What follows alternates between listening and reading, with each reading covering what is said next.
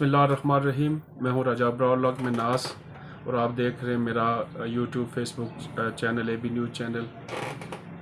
جو پیٹرول اور ڈیزل کے مہنگا ہونے کے بعد جو ایک نئی افراتفری، ایک ہی جانی کیفیت ہے عوام کے اندر، ایک پریشانی میں مبتلا ہے، بالخصوص غریب طبقہ اور متوسط طبقہ، وہ کیفیت میں دیکھ کے کافی جگہوں پہ میں نے دیکھا ہے، وہ بیان بھی میں نہیں کر سکتا۔ اتنی عجیب و غریب کیفیت میں نے پاکستان میں آزاد کشمیر میں پہلی مرتبہ دیکھی ہے۔ آخر ہوگا کیا؟ آخر کس طرف جا رہا ہے یہ ملک، یہ ریاست، یہ لوگ؟ آخر کون ان کا پرسان حال ہے؟ آخر اس کا حل کیا ہے؟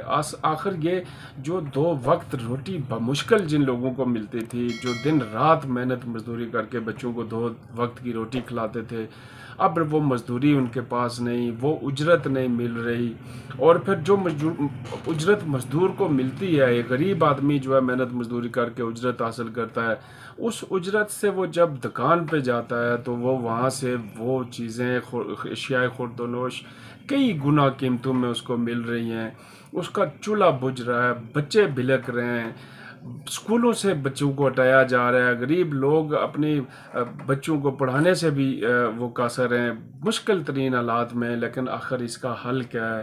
کون کرے گا اس کا حل؟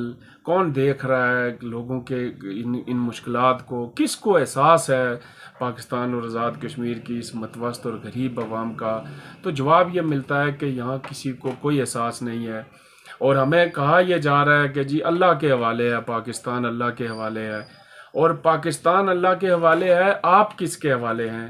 آپ جو بڑی بڑی لمبی گاڑیوں میں، بڑے بڑے طویل پروٹوکول کی لائنوں میں جا رہے ہیں، آپ جو اس غریب اور اس نہج پہ آئے ہوئے ملک کا جو دیوالیہ ہونے کے قریب ہے، اس میں آپ 250 وزراء اور مشیروں کی فوج لے کے جا رہے ہیں، آپ کے ڈیزل جو ہے نا وہ ان لمیٹڈ فری ہیں، آپ کی بجلی فری ہے، آپ کے ٹیلی فون فری ہیں، آپ کے موبائل کے کارڈز فری ہیں، آپ کو دنیا کی ہر سہولت فری ہے، تو آپ کا تو اللہ حافظ نہیں ہے۔ پھر یہ اس ملک کے لیے، اس غریب عوام کے لیے اس کو اللہ کے حوالے کر رہے ہیں۔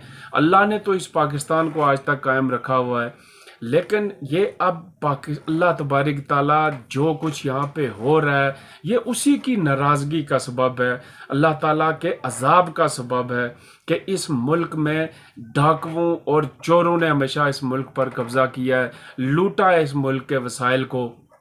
طویل ترین تاریخ موجود ہے ہماری کہ یہاں پہ جو اشرافیہ ہے، یہاں پہ بڑی مافیا بن چکی ہے، اور غریب عوام یہاں پس رہا ہے، وہ غریب عوام غریب سے غریب تر ہوتا جا رہا ہے۔ کیا حل ہے اس کا؟ کیا اس بات کا انتظار کیا جا رہا ہے کہ جس طرح تیونس میں ایک لہر آئی تھی، انقلاب کی آغاز ہوا تھا، اس طرح کا کوئی ہو؟ یا پھر یہ جو بالکل حالیہ دنوں میں سری لنکا میں جو کیفیت ہوئی ہے، کیا اس کا انتظار کیا جا رہا ہے کہ اس طرح لوگ باہر نکلیں؟ تو میں تو سمجھتا ہوں کہ اس کا حل بھی یہی ہے کہ لوگ، عوام، بجائے پیٹرول پمپوں پر لمبی لائنیں لگانے کے، بجائے گھروں میں سروں پہ ہاتھ رکھ کے رونے کے، بجائے ان کی عورتیں، ان کے بچے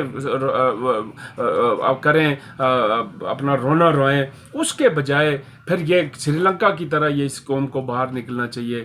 کوئی عمران خان کا انتظار نہ کرے، کوئی کسی لیڈر کا انتظار نہ کرے، یہ لوگ نکلیں اور اپنے حکمرانوں کے گھروں کے باہر جا کے کھڑے ہو جائیں، پارلیمنٹ کے باہر جا کے کھڑے ہو جائیں، ججز کے باہر جا کے کھڑے ہو جائیں، اسٹیبلشمنٹ کے جو بڑی 4 دیواریاں ان کے باہر جا کے کھڑے ہو کے اپنے حقوق کی بات کریں گے، تو شاید تب جا کے ان کو یہ احساس ہوگا کہ لوگ مشکل میں، ورنہ مشکلات کا احساس ان کو کسی صورت میں نہیں ہو رہا۔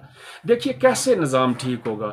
ہم جانتے ہیں، ہمیں پتہ ہے، میں بھی جانتا ہوں کہ ملک مشکلات کا شکار ہو جاتے ہیں، لیکن وہ ملک جو آپ کا پڑوسی ملک بنگلہ دیش، جو آپ سے ایک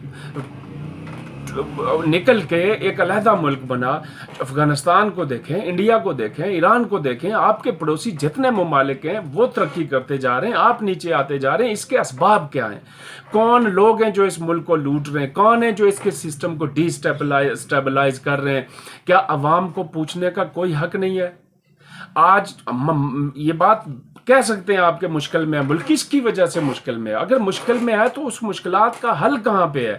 یہ حل نہیں ہے کہ آپ جو ہے نا ورلڈ بینک اور آئی ایم ایف کے ذریعے غریب عوام پر بوجھ ڈالیں. حل تو یہ ہے کہ سب سے پہلے آپ کے حکمران جو ہیں، آپ کے وزراء، آپ کے مشیران، آپ ججز، آپ جرنیل، آپ بڑے بڑے جو ہے نا وہ عہدوں پہ بیٹھی ہوئی بیوروکریسی، آپ کے سیکٹریز، آپ کے 17ویں 18ویں اسکیل سے اوپر آفیسران کیوں نہیں کہتے کہ سب سے پہلے ہم اپنی تنخواہ جو ہے وہ نہیں لیتے جب تک ملک بہتر، ہماری اکانومی بہتر نہیں ہوتی اس وقت تک اپنی تنخواہ ملک کے لیے قبول کرتے ہیں؟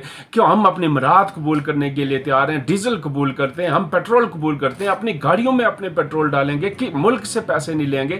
تو پھر تو آپ غریب عوام پہ بوجھ ڈالیں تو اس کو برداشت اور قبول بھی ہوگا کہ ملک کے لیے آپ بھی قربانی دے رہے ہیں اور غریب عوام بھی قربانی دے.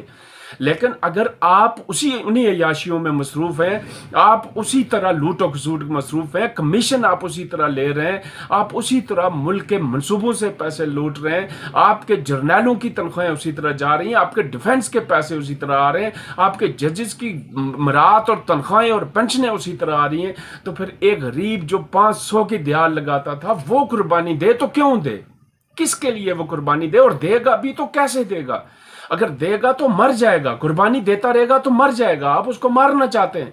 اس لیے میں اپنی قوم کو کہنا چاہتا ہوں، میں سننے والوں کو کہنا چاہتا ہوں کہ خدا را کسی عمران خان کا انتظار نہ کریں، نکلیں. میں ان صحافیوں کو بھی، ان سوشل میڈیا ایکٹیوسٹ کو بھی کہتا ہوں کہ جو بڑی بڑی لمبی 10 12 لاکھ روپے، 20 لاکھ روپے آپ بھی تنخواہیں لیتے ہیں، لیکن میڈیا پہ آ کے، ٹی وی پہ آ کے، سوشل میڈیا پہ آ کے چسکے لگاتے ہیں جی کہ یہ ظلم ہو گیا.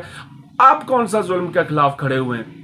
آپ نکلیں، صحافی نکلیں، اسٹیبلش اپنا جو سوشل میڈیا ایکٹیوسٹ نکلیں، اینکر پرسنز نکلیں، لوگوں کو بلائیں کہ جی کہ ہم بھی روڈ پہ نکل آئے ہیں، آپ بھی نکلیں، ان حکمرانوں کا محاصرہ کریں، تب جا کے ان کو عقل آئے گی، اور تب جا کے اس مہنگائی کی کیوں یہ سارے پیسے اگر یہ چھوڑ دیں، یہ تنخواہیں چھوڑ دیں، یہ مراد چھوڑ دیں تو یہ ملک غریب نہیں رہ سکتا کسی صورت میں بھی. آپ کے قرضے بھی اتر جائیں گے اور آپ کی معیشت بھی بہتر ہو جائے گی. آپ کے ڈالر جو آپ نے چوری کر کے چھپا کے رکھے ہیں وہ ڈالرز جو ہے پاکستان کو دیں، اور اپنے باہر جو آپ نے بینکوں میں پیسے رکھے ہیں وہ پیسے لا کے یہاں پہ دیں. غریبوں پر کو ذبح کرنا چھوڑ دیں.